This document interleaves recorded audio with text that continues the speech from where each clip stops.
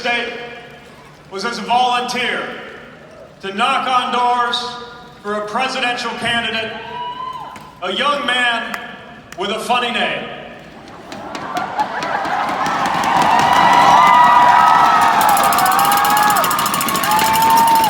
And we knew the stakes were high then. The stakes are colossal now.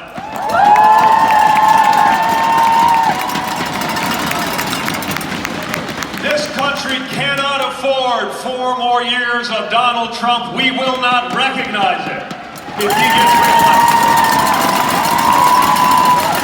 We know what is at stake. And we know that he's going to do everything he can to hold on to power. But if you nominate me, his playbook isn't going to work this time around.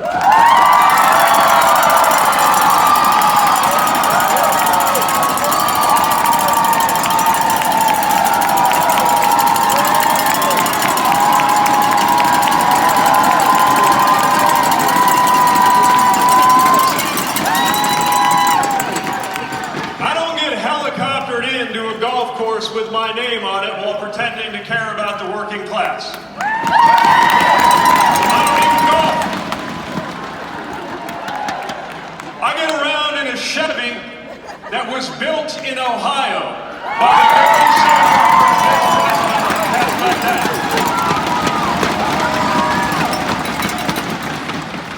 And I don't go to work in an office in Washington, D.C.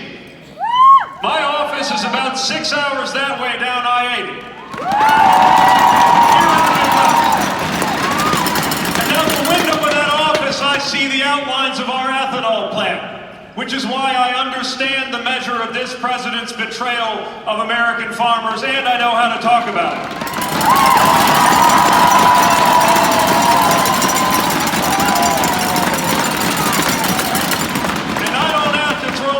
A military parade to see what a convoy looks like.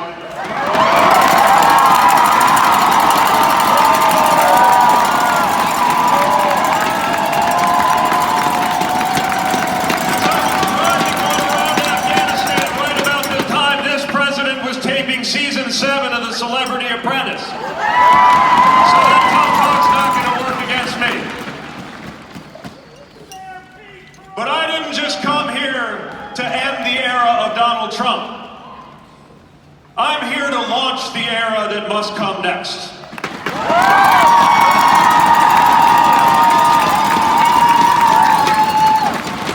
Because in order to win and in order to lead, it's going to take a lot more than the political warfare we've come to accept from Washington, D.C. We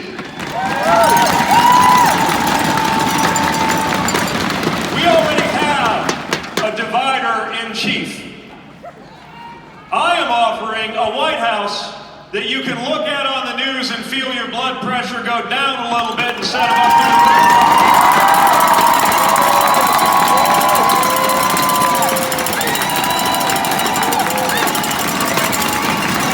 I'm asking you to picture that first day the sun comes up in this country and Donald Trump is no longer the President of the United States.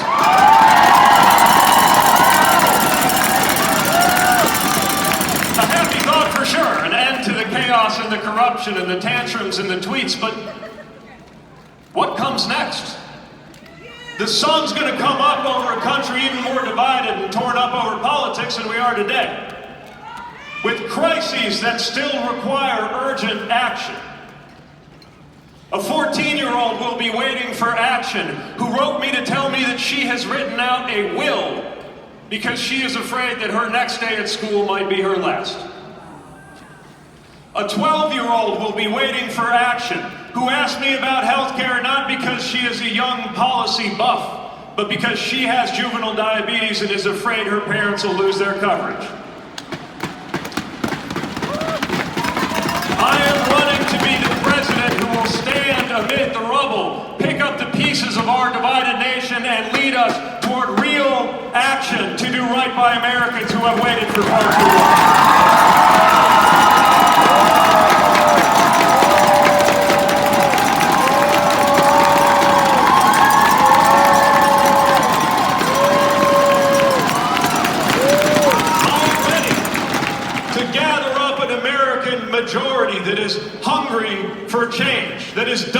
division. And I have seen that hunger across the country, places you might not expect. In Shenandoah, Iowa, where a young man from a farm family stood up to ask me what role agriculture was going to play in ending climate change. I've seen it in Granger, Indiana, when a diner filled up with conservative Republicans protesting the deportation of a neighbor they knew to be a good man. And I'll be seeing it in a few weeks on the morning of Thanksgiving Day, because in 2019, in rural Michigan, you cannot stop a man from going deer hunting with his husband's father.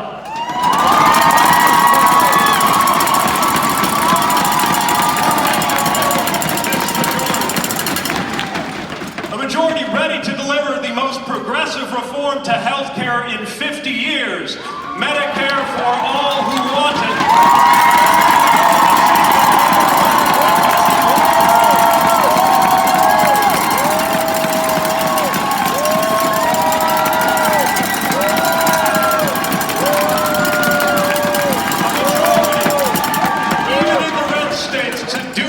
About gun violence, to do something about climate change,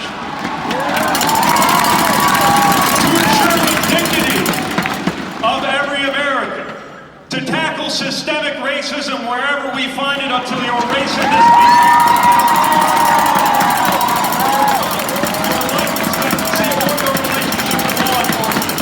The American people are ready to get this done.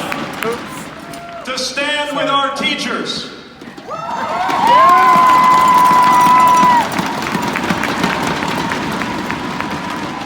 To let people of faith know that in our White House, you won't have to shake your head and ask yourself, whatever happened to I was hungry and you fed me, I was a stranger and you welcomed me, whatever you did to the least of these, you did to me.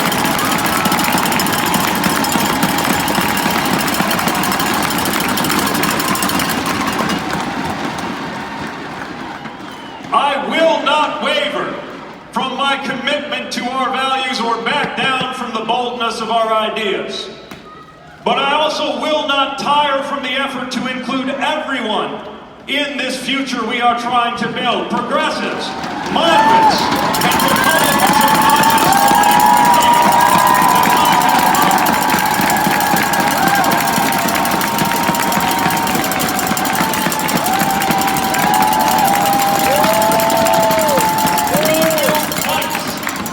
must fight. But I will never allow us to get so wrapped up in the fighting that we start to think fighting is the point. The point is what lies on the other side of the fight.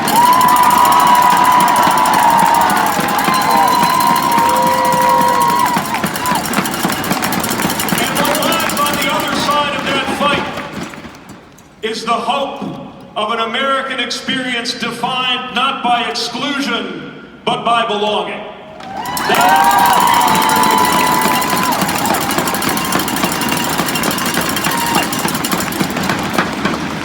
And if talking about hope and belonging sounds optimistic to you for a time like this, fine. Call it optimistic, but do not call it naive. Because I believe these things not based on my age, but based on my experience.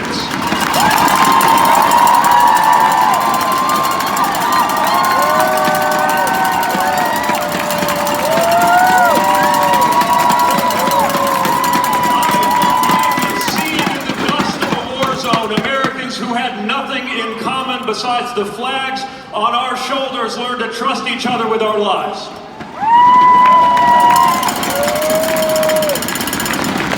I have seen in the ruins of factories my city answer those who said we were a dying community by rising up together to build a better future.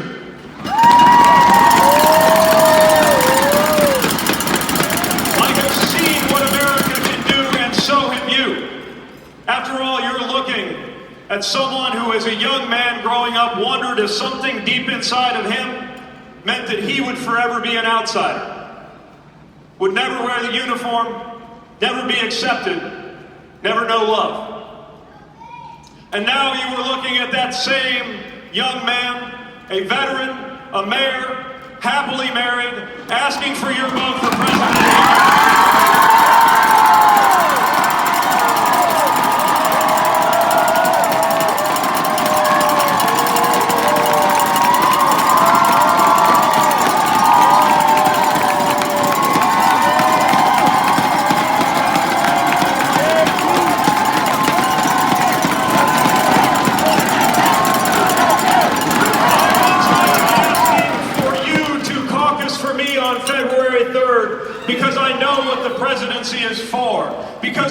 know that the purpose of the presidency is not the glorification of the president, it is the unification of the American people.